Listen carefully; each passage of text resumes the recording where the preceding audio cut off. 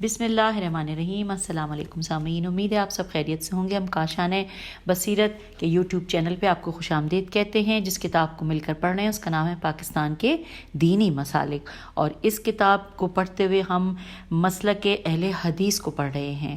پچھلی کچھ جو ہماری ریکارڈنگز ہیں وہ اسی حوالے سے ہم پڑھ رہے ہیں، اور یہ ہے پارٹ نمبر 23۔ آئیے جانتے ہیں پیج نمبر 226 کو، ہم جو کہ آدھا پڑھ چکے تھے پچھلی ریکارڈنگ میں، اور اس کے بعد ہم اب ریکارڈنگ کا آغاز کرتے ہیں۔ ہیڈنگ ہے مسلمان ریاستوں کے باہمی تعلقات۔ آئیے جانتے ہیں، لکھا ہے اس مسئلے میں کسی مسلک کے علماء میں کوئی اختلاف نہیں کہ مسلمان ریاستوں کے باہمی تعلقات ترجیحی طور پر اچھے اور برادرانہ ہونے چاہیے، بلکہ اس سے بڑھ کر بیشتر علماء کا خیال ہے یہ ہے کہ OIC کے مسلمانوں کو مایوس کیا ہے OIC نے مسلمانوں کو مایوس کیا ہے، اسے عالم اسلام کے ایک حقیقی اتحاد میں تبدیل کرنے کی ضرورت ہے۔ مولانا عبد الرحمن مدنی نے اس موضوع پر اپنے خیالات کا اظہار کرتے ہوئے کہا کہ سب مسلمان ریاستوں کو آپس میں ایک ہونا چاہیے، لیکن ہمارا دشمن مفادات کا ایسا ٹکراؤ پیدا کرتا ہے کہ ہر جگہ اس نے مسئلے رکھے ہوئے ہیں، یہاں کشمیر کا، ادھر فلسطین کا مسئلہ پیدا کیا ہوا ہے، اور اسی طرح ہر علاقے میں کوئی نہ کوئی مسئلہ ہے، حتیٰ کہ سعودی عرب اور کویت کا کوئی نہ کوئی سرحدی اختلاف رہتا ہے، اور اسی طرح بحرین اور ایران کا سرحدی اختلاف ہوگا۔ اسی طرح اور علاقوں کے اندر سرحدی اختلافات ہیں، وہ کوئی نہ کوئی مسئلہ اچھالتے رہتے ہیں تاکہ ان کی آپس میں صلح نہ ہو، پھر لوگ بھی اپنی ضد پوری کرنے کے لیے سودے بازی کرتے ہیں۔ ہم نے یہ مکمل کر لیا جو کہ مولانا عبد الرحمن مدنی نے اس موضوع پہ اپنے خیالات کا اظہار کیا تھا، اور اب ہم پیج نمبر 227 پہ آ گئے ہیں۔ لکھا ہے کہ ڈاکٹر سہیل حسن کی رائے تھی کہ مسلمان حکومتوں کے ساتھ برادری کی سطح پر میل جول اور معاملہ ہونا چاہیے، اس میں کسی قسم کی اختلافی بات نہیں ہو سکتی۔ اچھا، اب ہم آگے ہیں نیکسٹ ہیڈنگ پڑھنے کے لیے جا رہے ہیں۔ ہیڈنگ ہے عورت کا مقام۔ لکھا ہے عصر حاضر میں عالمی سطح پر جن موضوعات کو بہت زیادہ اہمیت حاصل ہے ان میں حقوق نسواں بھی شامل ہے۔ اس میں کوئی شک نہیں کہ اسلام میں عورت کی انسانی حیثیت کو بحال کیا اور اس کے معاشرتی حقوق کے تحفظ کے لیے اقدامات کیے اسلام نے۔ اس سلسلے میں ہم نے اہل حدیث کے مختلف علماء کرام سے بات کی اور ان کے افکار معلوم کیے۔ حافظ عبد الرحمن مدنی نے اسلام کی نظر میں عورت کے مقام کے موضوع پر بات کرتے ہوئے اپنے نقطۂ نظر کا اظہار ان الفاظ میں کیا کہ ہمارے نزدیک عورت انسانیت کا اعلیٰ حصہ ہے، جتنی ذمہ داریاں مرد کی ہیں اتنی ہی ذمہ داریاں عورت کی ہیں، لیکن اللہ نے مرد کو عورت کی طرح پیدا نہیں کیا اور عورت کو مرد کی طرح نہیں پیدا کیا۔ کئی ایسی چیزیں ہیں جو عورت کی خوبیاں ہیں، مرد کی برائیاں ہیں، اور کئی ایسی چیزیں ہیں جو مرد کی خوبیاں ہیں اور عورت کی برائیاں ہیں۔ اس کا معنی یہ ہے کہ دونوں کا دائرہ کار الگ الگ ہے۔ میں واضح کرنے کے لیے ایک مثال پیش کرتا ہوں۔ مرد کی رائے اگر اٹل ہو اور وہ اپنی رائے میں تبدیلی نہ لائے تو یہ مرد کی خوبی ہے، لیکن اگر بیوی بھی اسی طرح سے ہو تو خاوند کی بات کیسے چلے گی؟ اس کے اندر اللہ نے لچک رکھی ہے۔ یہی وجہ ہے کہ دنیا کے معاملات میں وہ گھر میں بھی پائیدار رائے مردوں کی ہوتی ہے اور عورتوں کی رائے میں لچک ہوتی ہے۔ یہ مردوں کی خوبی ہے۔ اب میں ایک عورت کی خوبی بیان کرتا ہوں کہ جو مرد کی برائی ہے۔ عورت کے اندر ناز و ادا ہے، یہ اگر عورت میں اچھی ہے تو وہ بڑی کامیاب بیوی ہے اور بڑی کامیاب عورت ہے۔ اگر یہ بات مرد میں آ جائے تو اسے کہتے ہیں زنانہ پن، اور یہ ورڈ انورٹڈ کاما میں لکھا ہے۔ اس کے بعد لکھا ہے قرآن شریف میں ملائکہ کے بارے میں کہا گیا ہے کہ انہیں تم اللہ کی بیٹیاں بناتے ہو۔ عورت زیور میں پلتی ہے اور اپنے معاملے کو واضح کرنے سے ہمیشہ قاصر رہتی ہے۔ اور یہاں پر سورہ زخرف کی آیت نمبر 18 کا حوالہ دیا ہے، اور اس میں نیچے لکھا ہے کہ نزاع کے اندر اس کا موقف واضح نہیں ہوتا، نون ز الف عین واضح نہیں ہوتا۔ یہ عورت کی خوبی ہے۔ اگر عورت کے اندر لچک نہ ہو تو نہ وہ بچے کو پال سکے اور نہ مرد کے ساتھ بیٹھ سکے۔ یہ عورت کی خوبی ہے اور لچکدار ہونا مرد کی برائی ہے۔ اب یہ ہم نے پڑھ لیا۔ اس کے بعد آگے لکھا ہے ڈاکٹر سہیل حسن نے اس موضوع پر بات کرتے ہوئے کہا، ہم آگے پیج 228 پر، انہوں نے کہا کہ قرآن و حدیث نے خواتین خواتین کو جو حقوق دیے ہیں ہم انہیں مانتے ہیں اور وہ انہیں ملنے چاہیے. ان کے لیے گھر کا دائرہ کار اللہ تعالیٰ نے مقرر کر دیا ہے. البتہ معاشرے میں جہاں ان کی ضرورت ہے وہاں انہیں آنا چاہیے. مثلا تعلیم اور طب کے شعبے میں جہاں پر ان کی ضرورت ہے وہاں انہیں یقیناً ہونا چاہیے. ان شعبوں میں انہیں تعلیم دی جانا چاہیے، البتہ پورے تحفظ کے ساتھ اور پورے حجاب میں ان کی توہین نہ کی جائے. خواہ مخواہ دفتروں، دکانوں اور ہوٹلوں میں ان پر بوجھ ڈال دیا گیا ہے، یہاں تک کہ ایئر لائنز اور بسوں میں بھی انہیں رکھا گیا ہے. یہ ایک طرح سے ان کی توہین ہے. یوں ان کے ساتھ غلط سلوک بھی ہو سکتا ہے. یہ قرآن کی مخالفت ہے جو کہتا ہے، اب وہ سورہ احزاب کی آیت نمبر 33 بیان کی گئی ہے جس کا ترجمہ ہے کہ گھروں میں ٹکی رہو. اس کے بعد آگے چلتے ہیں، لکھا ہے کہ صرف ابھی وہی بات چل رہی ہے کہ لکھا ہے کہ صرف جہاں پر ان کی ضرورت ہے وہاں پر وہ نکلیں اور اپنا کام کریں. یہ نہ ہو کہ ان پر دوہری مصیبت ڈال دی جائے. بچوں کی نگہداشت بھی اور شوہر کی خدمت بھی ان کے ذمے ڈال دی جائے اور ملازمت بھی ان کے ذمے ہو. ہم معاشرے میں دیکھتے ہیں کہ ایسی عورتیں دوہری مصیبت کا شکار ہیں. شوہر کی خدمت نہ کر سکیں تو وہ ناراض ہوتا ہے، آفس کو پوری توجہ نہ دے سکیں تو وہ بھی انہیں مصیبت بھگتنا پڑتی ہے. ایسے میں عورت بیچاری کیا کرے؟ پھر لکھا ہے، حافظ ابتسام الہی ظہیر نے عورتوں کے حقوق کے بارے میں بات کرتے ہوئے کہا کہ بنیادی طور پر بات یہ ہے کہ عورتوں اور مردوں کے حقوق میں بہت قریبی مساوات ہے. اگرچہ میں 100% مساوات کی بات نہیں کروں گا کیونکہ قرآن کی یہ نص ہے کہ اب یہاں پہ سورت کا نام نہیں لکھا ہوا لیکن آگے لکھا ہے 68 یعنی آیت ہوگی، لیکن چھوٹی سی عربی ہے. بات وہی ہے کہ زیر زبر پیش کو اللہ کرے کہ میں صحیح پڑھ سکوں. للرجال علیہن درجۃ، اس کے بعد میں لکھا ہے کہ مردوں کو ان پر 1 گنا فضیلت حاصل ہے، لیکن بعض استثنائی اور امتیازی صورتوں میں عورتوں کے حقوق مردوں سے زیادہ بھی ہیں، جن میں ماں کے حق والی بات تو واضح ہے کہ اس کا حق باپ کے حق سے بھی زیادہ ہے. اسی طرح اگر آپ بیٹے بیٹی کی بات کریں تو جائیداد کے علاوہ بیٹے بیٹی کے حقوق بھی یکساں ہیں. ہاں، شوہر بیوی کے حقوق میں چونکہ درجہ بندی کا مسئلہ پیش آتا ہے، اس میں ہیرارکی کا ورڈ بھی لکھا ہوا ہے، پیش آتا ہے جیسے تنظیمی امور میں ہوتا ہے اور ایک تنظیمی یونٹ میں بھی اس کی ضرورت ہوتی ہے. فیملی بھی ایک تنظیمی یونٹ کی طرح ہے. اس تنظیمی ہیرارکی کے اندر ہم سمجھتے ہیں کہ خاوند کو 1 گنا فیصلے اور اس کے نفاذ میں فوقیت ملنی چاہیے. اختلاف رائے کو ختم کرنے کے لیے آخری مرحلے میں جا کر اختیارات کی چابی اس کے پاس ہونی چاہیے، کیونکہ اگر ایک ہی گھر میں 2 افراد کو اختلاف رائے کے خاتمے میں اور انتظامی امور میں مساوی اختیارات مل جائیں تو معاملات شاید حل نہ ہو سکیں. ہم آگے پیج 229 پہ لکھا ہے کہ ایک اہل حدیث عالم دین کی حیثیت سے میں معاشرے میں عورت کے تمام رول کو تسلیم کرتا ہوں. میں ٹیچر کے طور پر اس کے رول کو مانتا ہوں، نرس کے طور پر اس کے رول کو مانتا ہوں، ایک ڈاکٹر کے طور پر اس کے رول کو مانتا ہوں، اسی طرح اس کے دیگر بہت سے رولز کو مانتا ہوں. لیکن اختلاط الف خ ت لام الف توئے اختلاط کا قائل نہیں ہوں. میرا یہ ذہن ہے کہ عورتوں کے ادارے مردوں سے جدا ہونے چاہیے جہاں ایک عورت اپنی تمام صلاحیتوں کا آسانی کے ساتھ اظہار کر سکے. میری رائے میں جب اختلاط ہوتا ہے تو اس کے لیے کچھ مسائل پیدا ہو جاتے ہیں. عورت کے کچھ جسمانی، کچھ طبی یا نفسیاتی مسائل ایسے ہیں کہ جن کی وجہ سے اختلاط کے ماحول میں وہ تمام کی تمام صلاحیتوں کو بروئے کار نہیں لا سکتی. اچھا، ہم نے یہ یہاں پہ اب مکمل کیا. اب اگلی ہیڈنگ ہے کہ غیر مسلموں کے حقوق.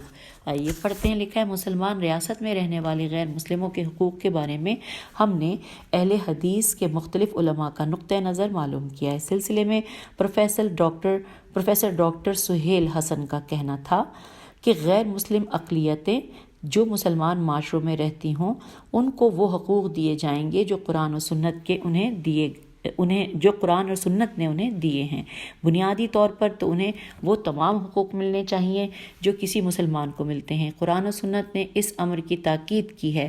ان کے دین کا معاملہ ان پر چھوڑ دیا جانا چاہیے. البتہ انہیں یہ اجازت نہیں ہونی چاہیے کہ مسلمان معاشرے میں رہ کر اپنے دین کی تبلیغ کریں، البتہ آپس میں وہ ایک دوسرے کو تبلیغ کر سکتے ہیں، وہ اپنے عبادت خانے بنانے اور ان کی عبادت کرنے میں آزاد ہیں۔ اسلامی ریاست کی ذمہ داری ہے کہ وہ ان کی حفاظت کرے۔ مسلمان خود اٹھ کر قانون کو نظر انداز کر کے ان کے خلاف کوئی اقدام نہیں کر سکتے۔ ان کے ساتھ مسلمان خیر تو کر سکتے ہیں لیکن ان کے خلاف کوئی اقدام نہیں کر سکتے۔ ان کے لیے ایسا قانون ہونا چاہیے جس میں انہیں یہ حقوق دیے جائیں اور ان کا پوری طرح تحفظ کیا جانا چاہیے۔ اب آگے لکھا ہے مولانا عبد الرحمن مدنی نے اس موضوع پر بات کرتے ہوئے کہا کہ ایک اسلامی ملک میں نازک معاملات غیر مسلموں کے سپرد نہ کیے جائیں۔ اسلامی ملک کا معنی یہ ہے کہ وہاں نظام اسلامی ہو۔ اسلامی نظام کے خلاف سازشیں ہو سکتی ہیں، اس لیے انہیں ایسے معاملات میں داخل نہیں کرنا چاہیے جن میں کچھ نزاکتیں موجود ہوں۔ اس لیے ان پر کچھ قدغنیں قاف دال غین نون یہ چھوٹی نون یہ نون غنہ قدغنیں لگائی جا سکتی ہیں۔ آئیے ہم پیج 230 پہ آگئے ہیں۔ حضرت عمر رضی اللہ کا ایک غلام تھا جو ان کے پاس کام کرتا تھا، اس کا نام اسلم تھا۔ حضرت عمر رضی اللہ کہتے تھے کہ تم ایک مسلمان ہو جاؤ تو میں تمہیں ایک ذمہ داری دینا چاہتا ہوں، لیکن چونکہ جبر نہیں تھا اس لیے وہ مسلمان نہیں ہوا۔ آپ نے اسے وہ ذمہ داری نہیں دی۔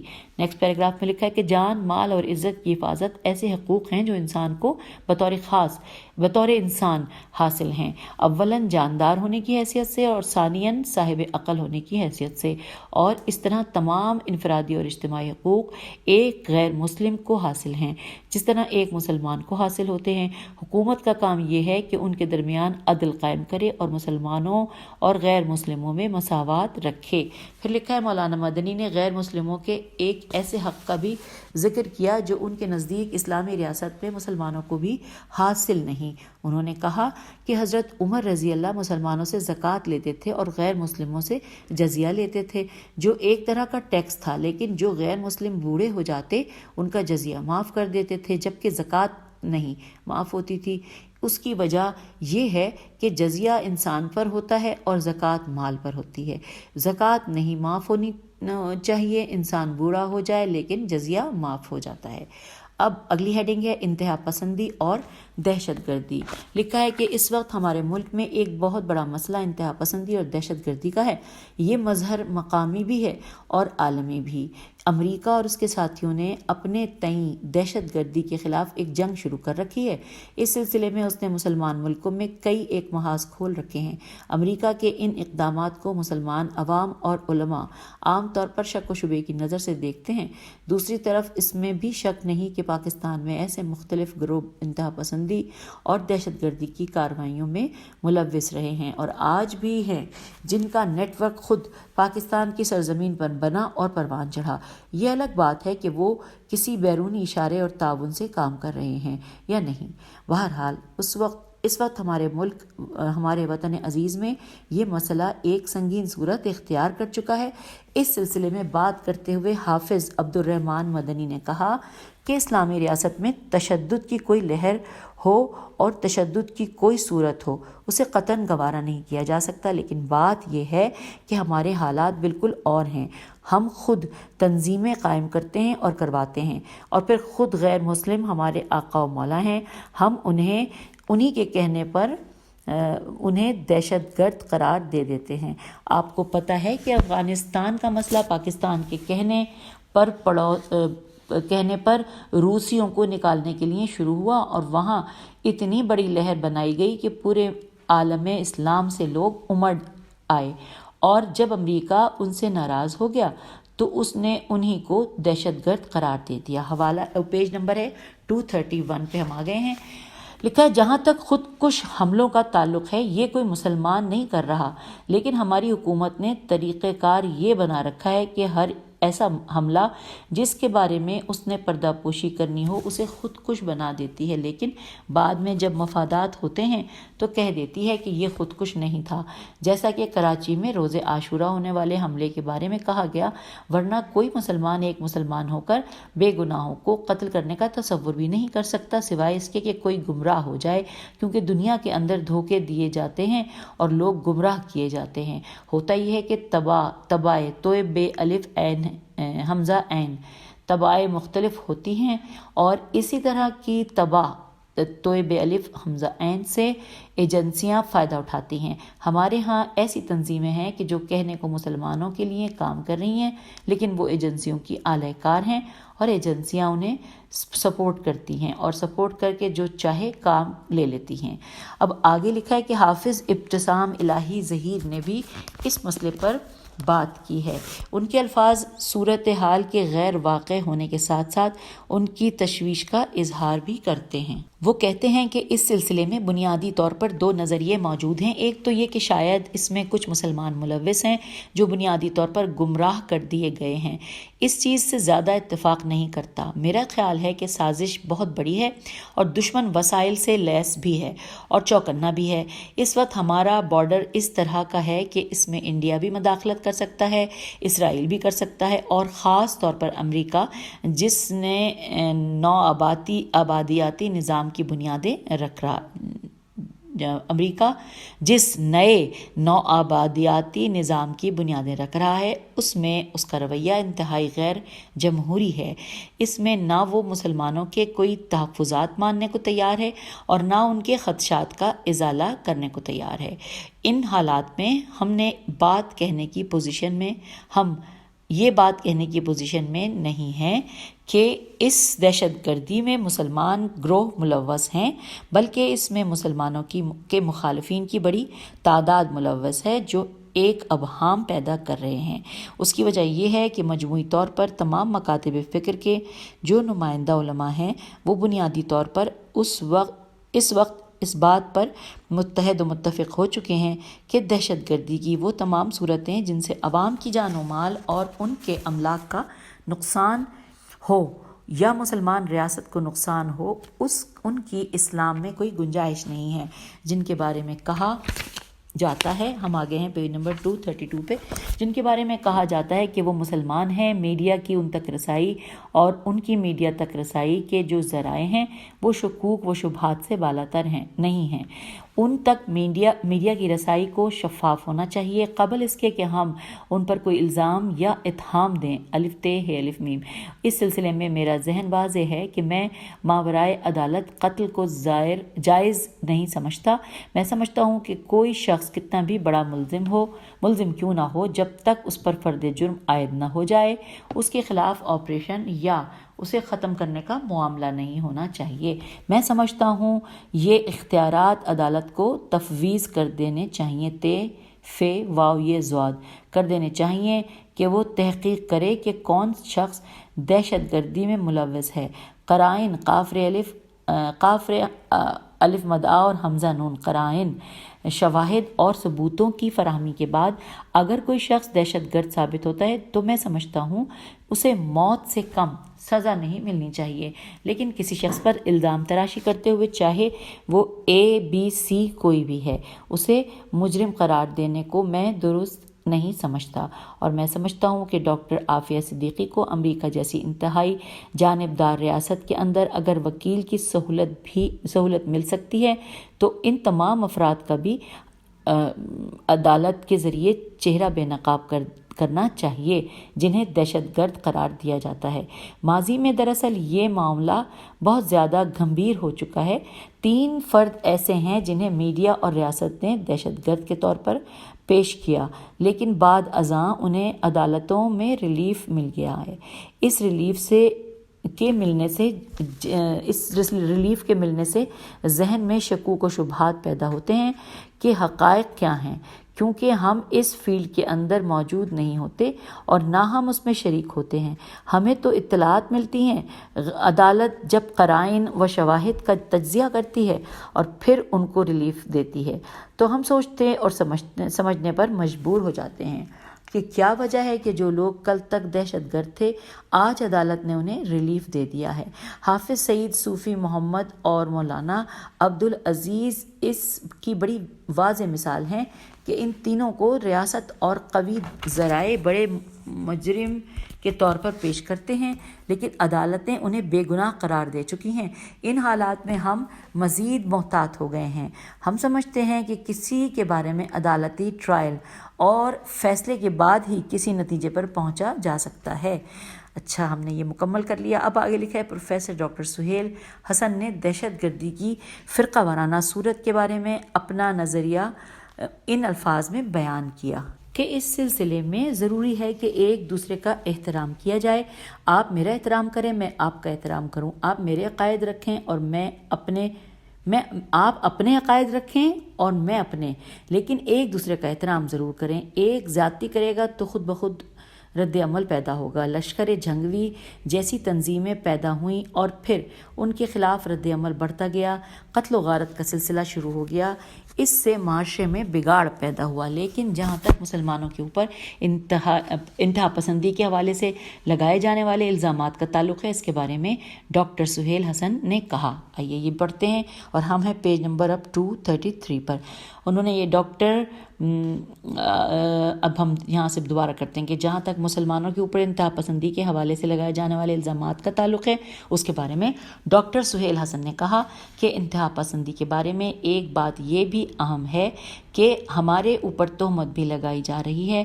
ہماری نماز، روزہ، حج اور زکوٰۃ میں کیا انتہا پسندی ہے؟ اس میں تو کوئی انتہا پسندی نہیں ہے۔ جہاں ہے اس کی نشاندہی کی جانا چاہیے۔ یہ درست نہیں کہ آپ پورے معاشرے کو انتہا پسند قرار دے دیں۔ یہ غلط ہے کہ جو چیز بھی ادھر سے آئے ہم اسے مسلمہ جان لیں۔ اب یہاں پہ یہ مکمل ہو گیا ہے سبق، اور میں بھی دعا کروں گی اللہ سے کہ اللہ تعالیٰ جو ہم کچھ پڑھ رہے ہیں ہماری غلطیوں کو معاف فرما۔ اب یہ سبق تو یہ چیپٹر تو مکمل ہوا۔ اب ہم پیج نمبر 234 پر حصہ پنجم، اہل حدیث کے حوالے سے جو پڑھ رہے تھے، حصہ پنجم یعنی کہ آخری حصے کو ہم اب پڑھنے جا رہے ہیں۔ اور یاد رہے کہ یہ آخری حصہ مسلک اہل حدیث کا ہے۔ ابھی تو 2 مسالک پڑھنے باقی ہیں جو ہم آگے پڑھیں گے۔ آئیے، یہاں پر ہیڈنگ لکھی ہے عمومی معلومات، اور جس میں سب ہیڈنگ ہے کہ آبادی اور تعداد لکھا ہے۔ دیگر مسالک کے پیروکاروں کی طرح سے اہل حدیث کی پاکستان میں تعداد کے بارے میں حتمی طور پر کچھ نہیں کہا جا سکتا۔ بہرحال مختلف لوگ اپنے اندازے اور تخمینے بیان کرتے رہتے ہیں۔ حافظ ابتسام الہی ظہیر کا کہنا ہے کہ میرا خیال ہے کہ پاکستان میں اہل حدیث 10% ہیں۔ اس موضوع پر بات کرتے ہوئے حافظ عبدالرحمن مدنی مسئلے کو کسی اور طرف لے گئے۔ ان کا کہنا تھا کہ اہل حدیث کی پاکستان میں تعداد کے بارے میں مختلف دعوے کیے جاتے ہیں، ہم نے تو گنے نہیں ہیں۔ لوگ کہتے ہیں کہ پاکستان میں اہل حدیث 1 کروڑ کے لگ بھگ ہیں، لیکن میں اس ایک بات کہتا ہوں کہ پاکستان میں حنفی سب سے زیادہ ہیں، ایران میں جعفری سب سے زیادہ ہیں، اور سعودی عرب میں اہل حدیث سب سے زیادہ ہیں۔ اب آپ بتائیں کہ اگر ہم یہ کہہ دیں کہ حنفی فقہ معیار حق ہے تو پھر برصغیر سے باہر تو اسلام نہ ہوا، اور اگر ایرانی یہ کہیں کہ فقہ جعفری معیار حق ہے، اور اسی طرح اگر سعودی عرب اور خلیج والے کہیں کہ اہل حدیث معیار حق ہے، تو بات بالکل واضح ہے کہ یہ مقامی چیزیں ہیں، لیکن ہماری شریعت مقامی نہیں، یہ عالمگیر ہے، اور اس کے اندر وسعتیں موجود ہیں۔ اس لیے اہل حدیث کا جو انداز ہے وہ یہ ہے کہ وہ کسی ایک فقہ کے پابند نہیں ہیں۔ ان کے یہاں یہ ہے کہ ائمہ کے افکار ہمارے لیے بہت بڑی نعمت ہیں، اور یہ ہمیں بتاتے ہیں کہ کتاب و سنت کی طرح اپلیکیشن ہوتی ہے۔ کتاب اور سنت کی کس طرح، میں نے غلط کس کا ورڈ نہیں کہا تھا، کس طرح اپلیکیشن ہوتی ہے۔ پھر آگے لکھا ہے کہ اس سے ظاہر ہوتا ہے کہ مولانا مدنی کے انداز کے مطابق پاکستان میں اہل حدیث کی تعداد تقریباً 6% ہے۔ اچھا، اب آئیے اگلی ہیڈنگ کی طرف۔ عمومی معلومات میں ہم نے پہلے آبادی اور تعداد کا پڑھا، اب ہم پڑھنے جا رہے ہیں مدارس۔ لکھا ہے کہ اس موضوع پر ہمیں حتمی اعداد و شمار تو نہیں حاصل ہو سکے، تاہم پروفیسر ڈاکٹر سہیل حسن کے اندازے کے مطابق اہل حدیث کے چھوٹے بڑے ملا کر 1000 کے قریب مدارس ہیں۔ ان میں 50 سے 60 یعنی 50 to 60 ہزار تک طلاب ہوں گے۔ مختلف مدارس میں مختلف درجوں کی تعلیم دی جاتی ہے، اور مختلف سطح سے طلاب فارغ التحصیل ہوتے رہتے ہیں۔ ہم آگے پیج 235 پر۔ ہر سال 5000 سے زیادہ طلاب مدارس سے فارغ ہوتے ہیں، ان میں سے بعض بیرون ملک حصول تعلیم کے لیے بھی جاتے ہیں، خاص طور پر سعودی عرب کی یونیورسٹیز میں داخلہ حاصل کرتے ہیں۔ یہ اب ہم جو ہے وہ پیج 235 پہ جیسے میں نے بتایا تھا تو ہم نے وہ ایک پیراگراف ختم کیا ہے. اب آگے چلتے ہیں. لکھا ہے مولانا عبد الرحمن مدنی کے سامنے بھی اہل حدیث کے مدارس کے حوالے سے کوئی یقینی اطلاعات نہ تھیں. انہوں نے کہا مدارس کی تعداد کے بارے میں بہت دعوے کیے جا رہے ہیں. ویسے تو ہر مسجد میں مدرسہ ہوتا ہے. صرف لاہور میں اہل حدیث کی 200 سے زائد مسجدیں ہیں. اس طرح تو بہت مدارس ہو جائیں گے، لیکن بڑے مدارس جن میں باقاعدہ تقابلی مطالعہ ہوتا ہے کوئی 1000 ہوں گے، جن میں خواتین کے مدارس بھی شامل ہیں. حافظ ابتسام الہی ظہیر کا کہنا تھا کہ اس وقت تقریباً 4000 سے زیادہ مدارس ہیں. طلاب کی تعداد تقریباً اوسطاً 100 سے کم کسی بھی مدرسے میں نہیں ہے. اس میں طالبات کے مدارس بھی شامل ہیں، لیکن ان کی تعداد طلباء کے مقابلے میں خاصی کم ہے. طالبات کے مدارس تقریباً 500 کے قریب ہوں گے. پھر اگلی ہیڈنگ کے ساتھ لکھا ہے کہ دارالافتاء. اہل حدیث کے ہاں دارالافتاء کے نظام کے بارے میں ڈاکٹر سہیل حسن کا کہنا تھا اہل حدیث کا کوئی ایک مرکزی دارالافتاء تو نہیں ہے. بڑے مدارس میں دارالافتاء قائم ہیں، مثلا جامعہ سلفیہ فیصل آباد، مدرسہ تقویت الاسلام لاہور، جامعہ سلفیہ اسلام آباد. ان مدارس کا فتاویٰ قابل قبول ہے. بعض فتاویٰ شخصیات کی بنیاد پر ہوتے ہیں اور بعض مراکز کی بنیاد پر. ایک مجلس قائم کی گئی ہے جس کا نام ہے مجلس کبار علماء اہل حدیث، یہ انورٹڈ کاما میں ہے. لاہور میں اس کی کوشش کی گئی ہے. اس کا مقصد یہ ہے کہ فتاویٰ ایک ہی جگہ سے جاری ہوں. پھر لکھا ہے کہ حافظ ابتسام الہی ظہیر نے اہل حدیث کے مدارس میں دارالافتاء کے موجود ہونے کے بارے میں کہا کہ اہل حدیث کے مدارس میں دارالافتاء ہوتے ہیں اور ان میں قرآن و سنت کی نصوص کی بنیاد پر فتووں کا اجرا کیا جاتا ہے، اور اگر کوئی نص ضعیف ثابت ہو جائے تو اس سے رجوع بھی کر لیا جاتا ہے. اب اگلی ہیڈنگ ہے رسائل و جرائد. لکھا ہے مختلف ادوار میں اہل حدیث نے پاک و ہند میں کئی ایک روزنامے، بہت سے ہفت روزہ اور متعدد 15 روزے اور بہت سے ماہنامے وغیرہ نکالے ہیں. ہم آگئے پیج نمبر 236 پر. بہت سے ماہنامے وغیرہ نکالے ہیں، ان میں سے بہت سے ختم ہو گئے ہیں اور کئی ایک آج بھی اپنی اشاعت کو جاری رکھے ہوئے ہیں. بعض جرائد نے بہت زیادہ اہمیت حاصل کی. بعض مجلات علمی لحاظ سے خاص مقام کے حامل ہیں. کئی ایک مجلات کے ساتھ نامور اہل حدیث علماء مسلک منسلک رہے ہیں. مولانا عبد الرشید عراقی نے اپنی کتاب بر صغیر پاک و ہند میں علماء اہل حدیث کے علمی کارنامے میں، یہ کتاب کا پورا نام تھا کہاں سے، جہاں پہ لکھا تھا بر صغیر پاک و ہند سے علماء اہل حدیث کے علمی کارنامے، یہ انورٹڈ کاما میں تھا سارا. لکھا ہے کہ اس میں مولانا عبد الرشید عراقی نے لکھا ہے کہ انہوں نے اس اجمال کی کسی حد تک تفصیل بیان کی ہے. انہوں نے 101 ان رسائل کی فہرست مہیا کی ہے کہ جو اپنا دور حیات ختم کر چکے ہیں. اس وقت جو مجلات شائع ہو رہے ہیں ان میں سے بہت سے کم ہم نے خود دیکھے ہیں اور متعدد سے ہم استفادہ کرتے رہتے ہیں. ذیل میں اہل حدیث کے ان رسائل کی فہرست پیش کی جا رہی ہے مولانا عبد الرشید عراقی کے الفاظ میں کہ یہ الفاظ انورٹڈ کاما میں ہیں کہ جن رسائل کا سلسلہ حیات قائم ہے. یہاں پر انورٹڈ کاما کلوز ہو گیا. اور پھر یہ میں تعداد آپ کو بتاتی ہوں. یہ تعداد کل 24 یہاں پر ہے. ہم نے 24 کے نام پڑھنے ہیں. آئیے مل کر پڑھتے ہیں. سب سے پہلے نمبر پہ 15 روزہ صحیفہ اہل حدیث کراچی انجمن غرباء اہل حدیث.